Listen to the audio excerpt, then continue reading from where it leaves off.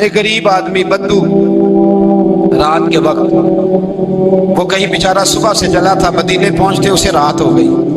اس نے ڈرتے ہوئے نا خیمہ ہی باہر لگا لیا، جہاں رات ہوئی نا آدھی رات ہو گئی، 1-2 بجے سمجھ لے پہنچا مدینے، تو اس نے باہر نے خیمہ لگا لیا۔ بیوی اس کی امید سے تھی، بچے کی ولادت کا وقت قریب آ گیا، بیمار ہو گئی، اس نے خیمہ لگایا۔ بیوی اندر ہے، حضرت عمر فاروق گشت پہ تھے رات کو، ساتھ ایک غلام تھا۔ حضرت عمر فاروق رضی اللہ تعالیٰ عنہ کہنے لگے وہ آگ جل رہی ہے تھوڑی سی، پتہ کرو کون ہے۔ تو آپ کا غلام پتہ کرنے گا تو بدو نے ڈانٹ دیا، کہنے لگے جاؤ تمہیں کیوں بتاؤں۔ حضرت عمر خود گئے، کہنے لگے مسافر بھائی بتا تو صحیح۔ کہنے لگا جی چھوڑے، میں آپ کو کیوں بتاؤں، میں کون ہوں، کیسے آیا ہوں۔ فرمایا خیمے کے اندر سے کراہنے کی آواز آتی، کوئی درد سے چیخ رہا ہے، بتا ہمیں بات کیا ہے۔ کہنے لگا جی میں فلاں بستی فلاں علاقے کا ایک غریب ہوں، امیر المومنین عمر فاروق سے ملنے آیا ہوں، اور رات ہو گئی ہے تو یہاں خیمہ لگایا ہے، صبح میں ان سے مل کے چلا جاؤں گا۔ تو رات کو تکلیف دینا پسند نہیں کیا، تو میری بیوی امید سے تھی، اب بچے کی ولادت کا وقت قریب ہے، پاس کوئی نہیں۔ حضرت عمر کہنے لگے تو ٹھہر میں ابھی آیا، چہرے پہ نقاب ہے، اسے بتایا نہیں میں ہی امیر المومنین۔ عمر دوڑے گئے، اپنی زوجہ سے کہنے لگے اگر تجھے بہت بڑا اجر مل رہا ہو تو حاصل کرے گی؟ کہا کروں گی۔ تو کہنے لگے چل پھر میرے ساتھ، بہت بڑا اجر ہے، ایک دوست کے ہاں ولادت کا وقت ہے، ضرورت کی چیزیں ساتھ لے لو۔ اس عورت نے تھوڑے دانے لے لیے، گھی لے لیا، حضرت عمر سے کہنے لگی لکڑیاں اکٹھی کر لے۔ امیر المومنین کونسلر کی بات نہیں بتا رہا آپ کو، میں آپ کو ایم پی اے کی بات نہیں بتا رہا، اس کی بات بتا رہا ہوں جو 22 لاکھ مربع میل کا حکمران ہے، اس کی بات بتا رہا ہوں جس کے بارے میں میرے مصطفیٰ کریم صلی اللہ تعالیٰ علیہ وآلہ وسلم نے فرمایا میرا عمر تو وہ ہے کہ 950 سال حضرت جبریل بھی اس کی شان بیان کرے تو عظمت ختم نہیں ہوتی، اتنا بڑا شخص۔ حضرت عمر نے لکڑیاں اکٹھی کی، اینٹوں کا روڑے لے کے چولہا بنایا، پہنچ گئے۔ آپ کی زوجہ کہنے لگی یہ تھوڑے دانے ڈالنے، گھی ڈالنے اور ایک لکڑی لے کے اس کو ہلائیں، تیار کریں۔ خود زوجہ اندر چلی گئی، حضرت عمر بار پکانے لگے۔ وہ بدو کہتا ہے میں اس طرح کا ان کے ساتھ بہیو کرنے لگا جیسے وہ کسی چوکیدار کے ساتھ نہیں کرتا۔ میں نے سمجھا یہ عمر نے چوکیدار رکھے آنے جانے والے مہمانوں کا۔ میں کبھی پانی کا پیالہ مانگتا، کبھی کوئی بات، عمر دوڑے جاتے، کبھی پانی لاتے۔ او مسلمانوں، او میرے رسول کے غلاموں، یہاں اس دین کی بات کی جا رہی ہے جو دین حضرت عمر فاروق رضی اللہ تعالیٰ عنہ نے جس پر عمل کر کے دکھایا ہے، اس دین کی یہ والا نظام ہم نے لانا تھا۔ یہ ہمیں بتایا گیا تھا کہ پاکستان میں یہ رنگ ہوگا، ایسا نہیں ہوگا کہ امیر بیمار ہو تو لندن میں علاج ہو، یورپ میں، اور غریب کا بچہ بھی پیدا ہو تو وہ ہسپتال کے دروازے پہ ہی پیدا ہو جائے۔ یہ اس والے پاکستان کی تصویر ہمیں نہیں دکھائی گئی کہ گندم امیر شہر کی ہوتی رہی خراب اور بچی کسی غریب کی فاقوں سے مر گئی۔ لیکن یاد رکھو، بس میری زبان پہ آیا ہے آج مجھے کہہ لینے دو، امیر شہر سے لیں گے حساب پائی پائی کا، اور مجھے کہنے دو، ارادہ کرنے دو، امیر شہر سے لیں گے حساب پائی پائی کا۔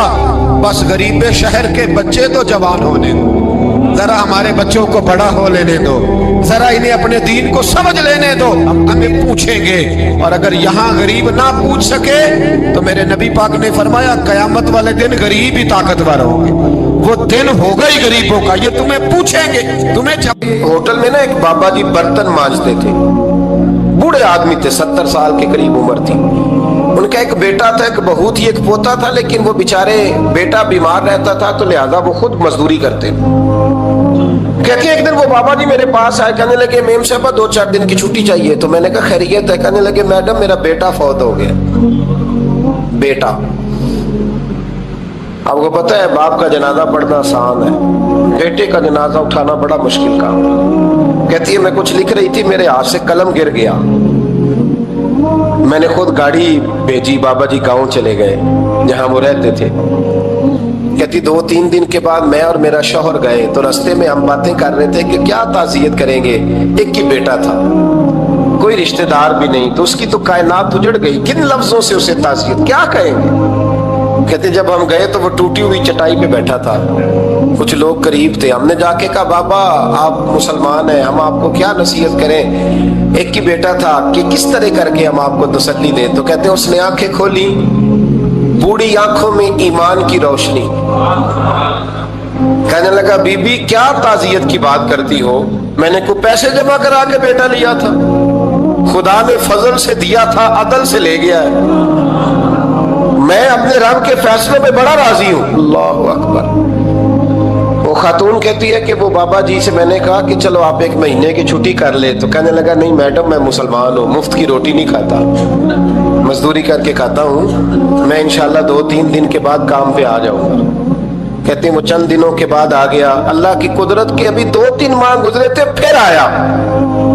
मैडम छुट्टी चाहिए कुछ दिनों की। मैंने कहा खैरियत है। कहने लगे वो मेरी बहू भी हार्ट अटैक से फौत हो गई। कहते अब मैं भी तड़प गई और ईसाई हो के मेरी आंखों में आंसू आ गए। मैंने कहा घर का दरवाजा बंद हो गया, अब ये बेचारा क्या करेगा। वो अपने शौहर के गम में हार्ट अटैक से फौत हो गई। कहते हम फिर 2-3 दिन के बाद ताज़ियत के लिए गए, फिर टूटी हुई चटाई, बूढ़ा ना अपनी उंगलियों से जमीन पर कुछ बना रहा है। कहते करीब गई और मैंने जाके कहा बाबा अब तो तसल्ली आपने खुद ही करनी है, जो निजाम था वो तो हो गया। तो कहते हैं फिर उसने आंखें खोली, आसमान की तरफ देखा तो कहने लगा बेटी कोई परेशानी नहीं, मेरा बेटा बगैर शादी के भी तो फौत हो ही सकता था ना, बस मेरे मालिक ने जब चाहा जैसे चाह हुआ। मैं इंशाल्लाह 2-4 दिन के बाद काम पे आऊंगा। ये मेरा 3-4-5 साल का पोता है, अभी स्कूल दाखिल हुआ है, मैं साथ ले आऊंगा, वहां मेरे साथ ऊपर क्वार्टर में जहां मैं रहता हूं ये भी रहेगा। कभी कभी मैं देखती छत पे खड़े होके कि दादा घोड़ा बना हुआ है और पोता सवारी कर रहा है। वो सवेरे उठता, उसको स्कूल छोड़ के आता, शाम को लेके आता, प्यार करता, मोहब्बत करता। तीसरी मंजिल पर हमने क्वार्टर दिया हुआ था, वहां दादा पोता रहते। अल्लाह तू बड़ा बेनियाज है। कहती है इकबाल एक दिन ना पोता ऊपर वाली मंजिल पे खेल रहा था, उसका पैर फिसला, वो गर्दन के बल जमीन पे गिरा। मुझे खबर हुई तो मैं दौड़ी, एम्बुलेंस मंगाई। खून से लिथड़े हुए उस बच्चे को दादे ने अपनी गोद में रखा। और जब हम अस्पताल की तरफ गए तो हॉस्पिटल बाद में आया, जनाबे इजराइल पहले आ गए और कहते वो गोद में दम तोड़ गया। फिर दादे ने उसे अपने हाथों से गुस्ल दिया, फिर उसने अपने बूढ़े हाथों से कब्र खोदी और फिर मिट्टी डाल के कहने लगा इन्ना लिल्लाहि व इन्ना इलैहि राजिऊन। जे सोना ही मेरे दुख विच राजी, जे सोना ही मेरे दुख विच राजी। फिर सुख नु चुल्ले डावा। कहती वो मिट्टी डाली उसने और जब वो वापस पलटा तो मैं बाजू से थाम के होटल करीब लाई और मैंने उसके करीब कहा कि बाबा तू टूट गया है, तू बिखर गया है। तो कहते हैं यूं उसने हाथ रखे और यूं आंसू छटक दिए। कहने लगा मैडम क्यों क्यों, मेरे अंदर कोई अकीदा नहीं, मैं कोई लवारस हूं, मेरा कोई रब नहीं, मैं क्यों परेशान रहूंगा, मैं तो पका हुआ फालू। थोड़े दिन गुजरेंगे कब्र में जाऊंगा और जब जन्नत में जाऊंगा तो अल्लाह मेरी बेटे से भी मुलाकात कराएगा, मेरे पोते से भी मुलाकात कराएगा, मेरा रब सारी मुलाकातें करा देगा। मैं अपने अल्लाह की रजा पे बड़ा राजी हूं। वो खातून कहती है मेरा और मेरे शौहर का कलेजा फटने लगा।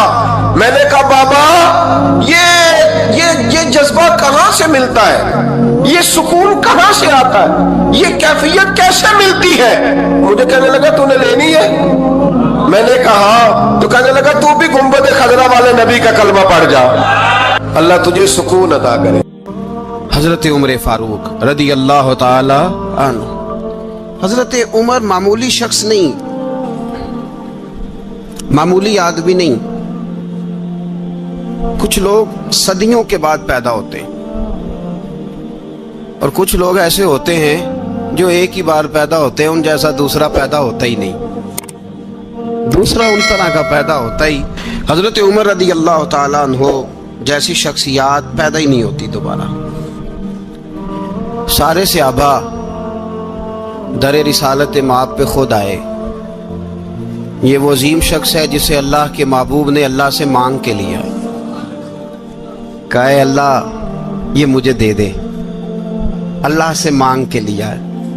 اس لیے صوفیاء کہتے ہیں کچھ مرید ہوتے ہیں کچھ مراد ہوتے ہیں، کچھ مرید ہوتے ہیں کچھ مراد ہوتے ہیں۔ مرید وہ ہوتا ہے جو چل کے آتا ہے، آ کے مرید ہوتا ہے۔ مراد وہ ہوتا ہے جسے کہا جاتا ہے کہ یہ کبھی میرا بن جائے نا، یہ کبھی آ جائے نا، میرا بن جائے، اس کو مراد کہتے ہیں۔ حضرت عمر مصطفیٰ کریم کی مراد ہیں، حضور کی مراد ہے۔ اللہم اعز الاسلام بے اسلام عمر ابن خطاب، اے اللہ اسلام کو عزت دے دے، میرے عمر کو کلمہ پڑھنے کی توفیق عطا فرما دے۔ اور کیسے دعا مانگی؟ او یار حضرت عمر کی تو اس فضیلت کا کوئی جواب نہیں دے سکتا، میرے رسول پاک علیہ السلام سب کے لیے ہی دعا مانگتے ہیں نا، حضور کی دعا عام ہے، لیکن مصطفیٰ کریم نے کعبے کا غلاف تھام لیا اور غلاف کعبہ کو حضور نے سینے سے لپٹایا اور سینے سے چمٹا کے کہا اے اللہ میں نے تو کبھی سوال ہی زیادہ نہیں کیے، میں کرنے آیا ہوں، مجھے عمر دے دے، عمر دے دے۔ حضور نے مانگ کے لیا۔ اور پھر جب جس کو حضور مانگے اللہ سے کہ حضرت عمر رضی اللہ تعالیٰ عنہ کا آج یوم شہادت ہے، میرا تو دل کرتا تھا کہ فجر سے باتیں شروع ہوں اور سارا دن ہی عمر کی باتیں ہوتی رہیں، سارا دن جناب عمر کی باتیں، سارا دن، اس لیے کہ ذکر جناب عمر کا ہوگا پر راضی اللہ کے رسول ہوں گے صلی اللہ، تو جاگ کے بیٹھے، خوش ہو کے بیٹھے۔ ہمارے ہاں منایا ہی نہیں جاتا، بابے اللہ کی تا ساؤن بھادروں اسو کتا تے منڈے جنوری فروری، تو اسلامی سال بھی گیا اور وہ تاریخیں بھی ساری گئیں۔ یکم محرم امت مسلمہ کے لیے بہت بڑا دن ہے، بہت بڑا دن، یہ شہادت ہے حضرت عمر فاروق کی رضی اللہ تعالی عنہ۔ یہاں چھوٹی چھوٹی باتوں پہ گورنمنٹ چھٹی کرتی پھرتی ہے، چھوٹی چھوٹی باتوں، الیکشن ہو گیا تو چھٹی، فلاں جگہ پہ تھوڑا سا کسی نے خبر دے دی کہ کوئی پریشانی ہے تو چھٹی، فلاں جگہ یہ ہو گیا تو چھٹی، یہاں تک کہ فلاں وزیر صاحب فلاں علاقے میں آئیں گے تو سارے علاقے کو چھٹی۔ اور اب تو اس سے بڑا حال ہونے لگا ہے، اگر جن لوگوں کی سندھ میں حکومت ہے ان کے لیڈر کا دن آیا تو اس دن چھٹی، اور جن کی پنجاب میں حکومت ہے ان کا دن آیا تو چھٹی۔ ہمارا مطالبہ ہے حکومت پاکستان سے، اگر سر اٹھا کے جینا چاہتے ہو تو یکم محرم کو چھٹی کیا کرو، اگر سر اٹھا کے جینا چاہتے ہو تو یکم محرم کو چھٹی کرو جناب عمر کے دن، اور ملت کے جوانوں کو بتاؤ کہ اگر عزت کی زندگی جینا چاہتے ہو تو اس طرح جیو جس طرح فاروق اعظم جی کے گئے ہیں، عزت اور وقار کی زندگی۔ جمہوریت حضرت عمر سے سیکھنی پڑے گی، حکومت کرنے کے طریقے حضرت عمر سے، رعایا کو سیکھنا پڑے گا کہ امیر کس طرح بنایا جاتا ہے اور امیر کس طرح کے ہوتے ہیں۔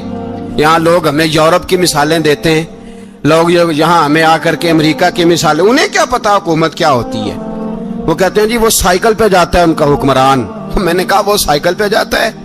میرے عمر فاروق مدینے سے مکے گئے تھے تو پیدل ہی حج کرنے چلے گئے، پیدل ہی، اور جناب عمر فاروق رضی اللہ تعالیٰ عنہ عید کی نماز پڑھانے گئے، عید کی نماز عمر خطبہ عید دینے گئے۔ اور اس زمانے میں کون سا غریب ہے جو ننگے پاؤں جاتا ہو؟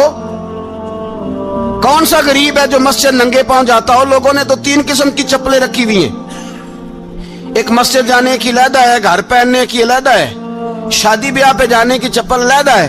حضرت عمر فاروق رضی اللہ تعالیٰ عنہ نکلے عید کا خطبہ دینے کے لیے تو بیوی سے کہنے لگے جوتا، اس نے کہا صاحب اتنی دفعہ ٹوٹا ہے اب گانٹھا نہیں جا سکتا، اتنی دفعہ ٹوٹا ہے کہ اب دوبارہ پیمند نہیں لگ سکتے۔ تو حضرت عمر کہنے لگے چل کوئی حرج نہیں ہے، بغیر جوتے کے ننگے پیر ہی چلتے ہیں، کوئی حرج نہیں۔ تو کہنے لگے لوگ کیا کہیں گے؟ فرمایا چپ کر، لوگ جس دن عمر نے یہ دیکھ لیا نا لوگ اس کے بارے میں کیا کہتے ہیں، اس دن عمر نہیں رہے گا۔ تو کہا پھر آپ کا نظریہ کیا ہے؟ فرمایا میرا نظریہ یہ ہے کہ رب رسول میرے بارے میں کیا کہتے ہیں، لوگوں کا کیا ہے؟ لوگ کل کسی کے بارے میں کچھ کہتے ہیں اور پرسوں کچھ کہتے ہیں، میرا نظریہ یہ ہے کہ رب رسول میرے بارے میں ننگے پیر عمر جا رہے ہیں۔ کون جی؟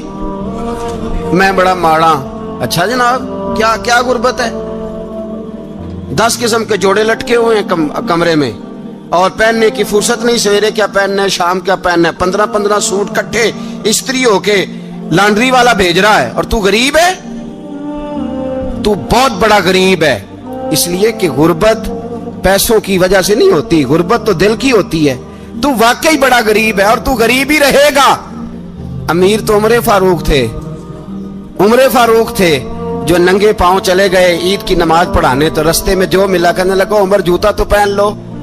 فرمایا تمہیں عمر کا جوتا نہ پہننے کا نقص تو نظر آیا ہے، کوئی حرج نہیں، اگر عمر کو کبھی بتانا ہوا تو وہ والا نقص بتانا جو عمر کی سیرت میں پیدا ہو، کردار میں پیدا ہو، وہ والا نقص بتانا، یہ چھوڑو جوتے آتے جاتے رہتے۔ ننگے پاؤں گئے، پاؤں دھوئے، نماز پڑھائی، لوٹ آئے۔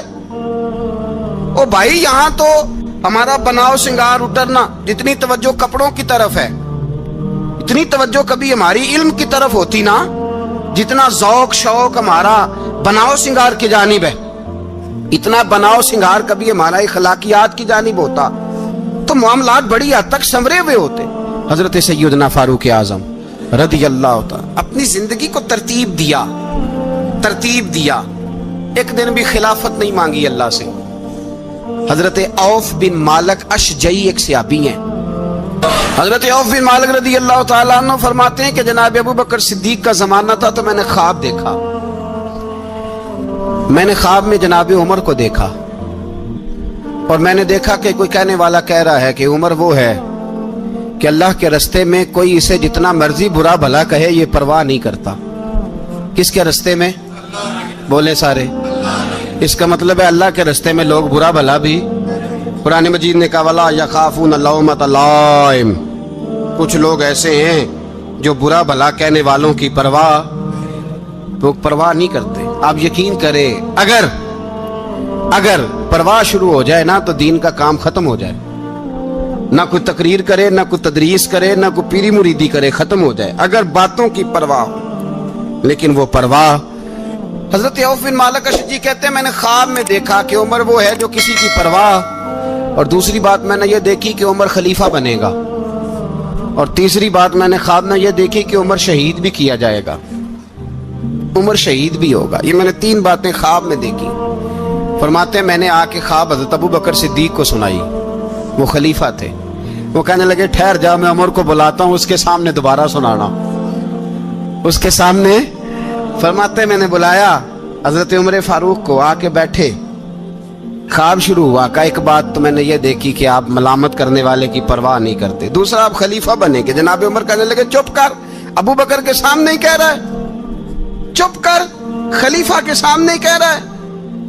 تو حضرت ابو بکر صدیق کہنے لگے عمر اسے کہنے دو، مجھے لگتا ہے رب کی رضا یہی ہے کہ میرے بعد اگر مصطفیٰ کا منبر ملے تو عمر کو ہی ملے، اسے کہنے دو۔ یار یہاں تو لوگ ڈینگے مارتے ہیں، یہاں تو لوگ دعوے کرتے ہیں میرے سامنے فلانے کو بھی بٹھاؤ، فلانے کو بھی بٹھاؤ، اس کو کیا پتا، اس کو کیا پتا، یہ تو بڑکے مارنے کا دور ہے۔ حضرت عمر رضی اللہ تعالیٰ عنہ کو تیسری بات کہی، حضرت عوف بن مالک نے کہا آپ شہید کیے جائیں گے، میں نے خواب دیکھی ہے۔ نیک لوگوں کے خواب بڑی حد تک سچے ہوتے ہیں۔ کہا میں نے خواب دیکھی ہے۔ تو حضرت عمر کہنے لگے شہید تو دلیر لوگ ہوتے ہیں، شہید تو دلیر، جسے سارا زمانہ دلیر کہہ رہا ہے وہ اپنے بارے میں کیا کہہ رہے ہیں؟ کہتے ہیں شہید تو دلیر، میں تو کاہل آدمی ہوں، سست آدمی ہوں، میں تو اتنا کام ہی نہیں کرتا، تو یہ خواب تو نے جو دیکھا ہے نا پھر سے دیکھنا۔ تو ابو بکر صدیق فرمانے لگے عاجزی نہ کر، انکساری نہ کر، تو جو کہہ رہا ہے ٹھیک کہہ رہا ہے، لیکن مجھے سن کے شکر بھی ہوا ہے اور افسوس بھی ہوا ہے۔ افسوس اس بات کا کہ تیرے جیسا بطل عظیم چلا جائے گا، اور شکر اس بات کا کہ رب تجھے زندگی بھی اعزاز والی دے گا، اور شہادت کی موت دے کے اللہ تجھے موت بھی عزت والی عطا فرمائے گا۔ اللہ موت بھی تجھے عزت والی دے گا، تجھے کاہلوں جیسی موت اللہ۔ حضرت فاروق اعظم رضی اللہ، او بھائی یہاں تو اس زمانے کا سب سے بڑا مسئلہ پروٹوکول ہے۔ لوگوں کو پتا ہوتا ہے کامل پیر ہے، کامل مرشد ہے، لوگ نہیں جاتے۔ میں کسی کا مرید ہو جاؤں، میرا پروٹوکول کدھر گیا؟ پتا ہوتا ہے یہ کامل استاد ہے، میں اس کے پاس بیٹھوں گا تو میری تربیت کرے گا، لیکن لوگ شاگرد نہیں بنتے۔ میں کدھر گئی؟ یہ پروٹوکول کی مصیبت ہے نا، اس نے بڑے بڑے لوگ زیرو کر دیے، بڑے بڑے لوگ۔ اور یہ مت سمجھے کہ آپ کا وزیر اعظم پروٹوکول لیتا ہے یا آپ کا صدر پروٹوکول، وزراء، ایسی کوئی بات نہیں. ہم چھوٹے طبقے سے لے کر بڑے سارے پروٹوکول کے قائل ہیں. ہمارا تو داماد بھی کہتا ہے کہ مجھے پوچھا نہیں میں تمہارے گھر کیوں آؤں. ہمارا تو بھائی ہر شخص اعلان کرتا ہے پروٹوکول کا، فلانے نے عزت نہیں دی تو واپس آ جاؤ، فلانے نے سلوٹ نہیں کیا تو واپس آ جاؤ. لوگ جہاں سلوٹ کرنا چاہیے وہاں بھی سلوٹ کرانے کے قائل ہیں. پر حضرت عمر رضی اللہ تعالی، حضرت عمر کی سادگی اور پھر جناب عمر کی عاجزی، جب انسان اپنے اوپر سوار کر لیتا ہے نا، سوار کر لیتا ہے، میں بدکار پرانا خادم، کسے در ملی نٹ ہوئی، تے واصف یار نے نظر جو کی تھی تے واصف ہی. میں اکثر سوچتا ہوں حضور نے جہاں بھی کہا نا، فرمایا میرے بعد نبی ہوتے تو خطاب کے بیٹے عمر ہوتے. حضور نے فرمایا عمر جس رستے سے جاتا ہے شیطان وہ رستہ بدل جاتا ہے. نبی پاک صلی اللہ علیہ وسلم نے فرمایا میرا عمر وہ ہے کہ اس کی زبان پر حق جاری ہے. حضور علیہ السلام نے فرمایا 950 سال حضرت جبریل میرے عمر کی شان بیان کریں تو ان کی عظمت ختم نہیں ہوتی. 950 سال جبریل عظمت بیان کرے تو ختم نہیں ہوتی. یہ بات ہے حضرت عمر کی. اور فرمایا عمر ابو بکر کی نیکیوں میں سے ایک نیکی ہے. یہ شان ہے اب عمر فاروق رضی اللہ تعالیٰ عنہ کی. حضور نے فرمایا میرے بعد نبی ہوتے تو عمر ہوتے. جس گلی سے عمر آئے شیطان رستہ بدل جائے. میرے عمر فاروق کی شان 950 سال بیان ہو تو ختم نہ ہو. عمر کی زبان پر اللہ حق بیان کرتا ہے، جو عمر کہتا ہے وہی رب کر دیتا ہے. حضور ساری زندگی فضیلتیں بیان کرتے رہے، عمر جواب میں کیا کہتے ہیں؟ کوئی بتائے نا کہ یہ والی حدیثیں کبھی عمر نے بھی روایت کی ہوں کہ حضور نے میرے بارے میں یہ کہا ہے. یہ روایتیں وہ روایت نہیں کرتے. ان سے جب لوگ کہتے عمر تیری بڑی بات ہے تو عمر رو پڑتے، کہتے میں تو اونٹ چرانے والے باپ کا بیٹا ہوں، میں تو اونٹ چرانے والے باپ کا بیٹا. اونٹ چرا، اس سے آگے عمر گئے ہی نہیں ساری زندگی، اس سے آگے لفظ ہی نہیں ادا کی. اور میں تو بھائی اونٹ چرانے والا، میرا باپ تو اونٹ چرایا کرتا تھا، 10 اونٹ تھے، میری ڈیوٹی ہوتی تھی، سنبھالے نہیں جاتے تھے، ابا ڈنڈوں سے مارتا تھا. ساری زندگی عمر حج کرنے گئے، ایک خشک تنا کھجور کا عمر فاروق رضی اللہ تعالیٰ عنہ نے اس کو اپنے کلاوے میں لیا، رونے لگے. لوگوں نے کہا عمر کیا ہوا؟ فرمانے لگے یہاں میں اونٹ چرایا کرتا تھا، یہاں میں اونٹ چراتا تھا، 10 اونٹ سنبھالے نہیں جاتے تھے. دیکھو رسول اللہ کی شان، آج ساری امت چلانے کا طریقہ عطا فرما دیا ہے. ساری نظریے سے پیار. یار پیسہ کس کو برا لگتا ہے؟ آپ جس آدمی کی 50 کروڑ کی پراپرٹی ہے اس کو پوچھیں سب سے غریب، آپ کو وہی نظر آئے گا. وہ کہے گا میں ٹائٹ ہوں. حالات بڑے، میں کئی باری پوچھے انہوں نے، میں کہتا ترجمہ بھی 10 چھڑو کی ہمیں تو سمجھ نہیں آتی. اور ٹائٹ حالات کون سے ہوتے ہیں جی؟ جس آدمی کا کروڑوں میں کاروبار ہے نا، اس کو آپ چھیڑے وہ رونے لگ جائے گا، رونے. تو کئی میں نے ایسے دیکھے ہیں کرائے کا مکان ہے، ان سے پوچھے صاحب کیا حال ہے، تو کہتے ہیں جتنی اللہ نے شان والی زندگی ہمیں عطا کی ہے کسی کو نہیں دی ہوئی. اس کا مطلب ہے خوشی بھی یہی ہے اور غم بھی یہی ہے. اندر سے خوشی ہے، اندر سے ہی. تو نے اگر راضی رہنا ہے تو ادھر سے رہنا ہے، ناراض رہنا ہے تو بس اپنے آپ کو خوش رکھے گا تو ہو جائے گا. سارے صحابہ مل کے آئے، کہنے لگے عمر فاروق سے کہنا ہے نبی پاک کے زمانے میں تو ظاہراً غربت تھی، ابو بکر کے دور میں بھی غربت تھی، اب تو بڑا مال ہے.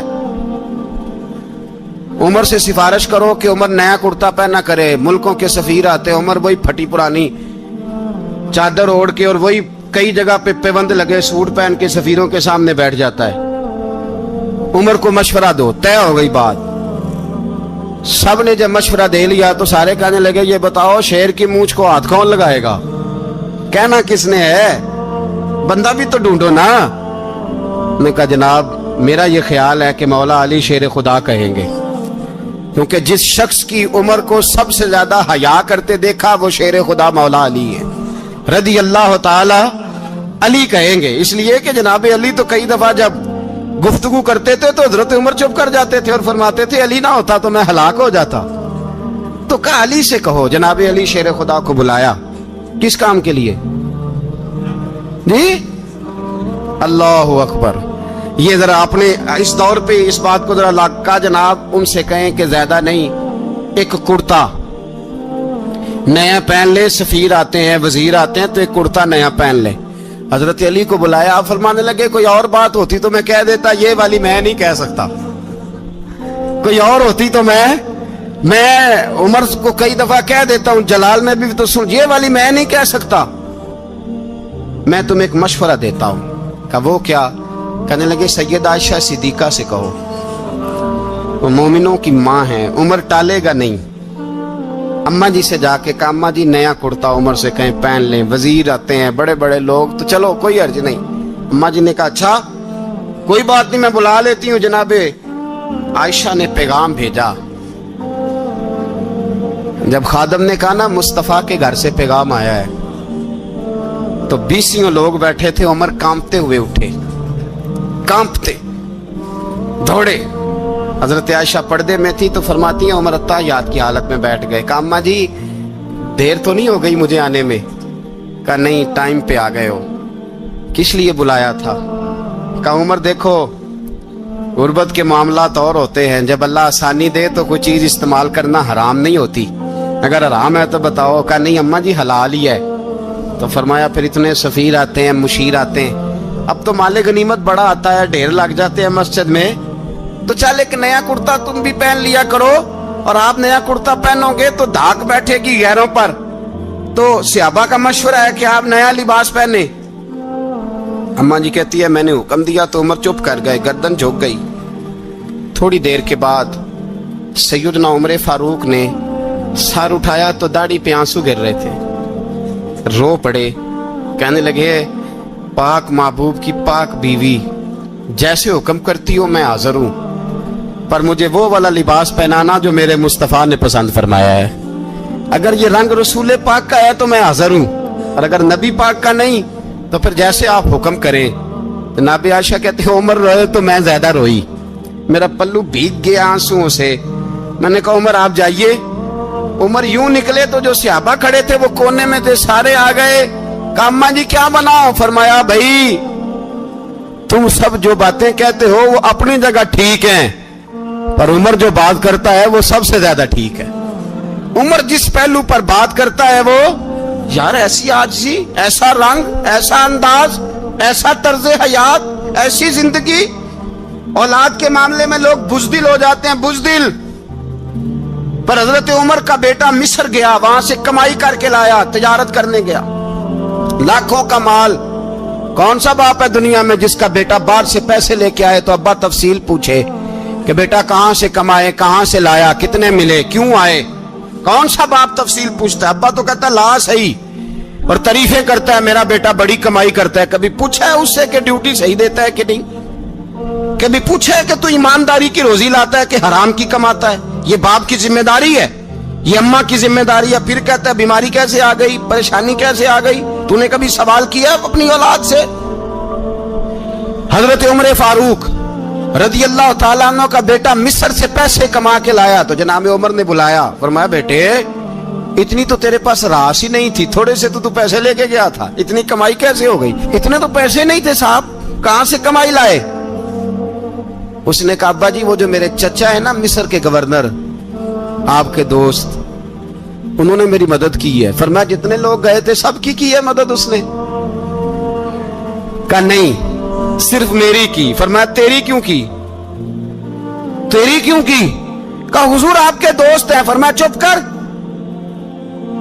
حضور انہوں نے مجھے اتنے پیسے دیے، میں نے کاروبار میں ڈالے تو نفع آیا تو میں ان کی رقم دے کے۔ فرمایا خاموش ہو جا، باقی جتنے لوگ گئے تھے سب کی مدد کی اس نے؟ کہا نہیں حضور صرف میری کی۔ فرمایا اس نے تیری مدد نہیں کی، اس نے خلیفہ کے بیٹے کی مدد کی، اس لیے کہ وہ خلیفہ کو اپنے حق میں نرم کر سکے۔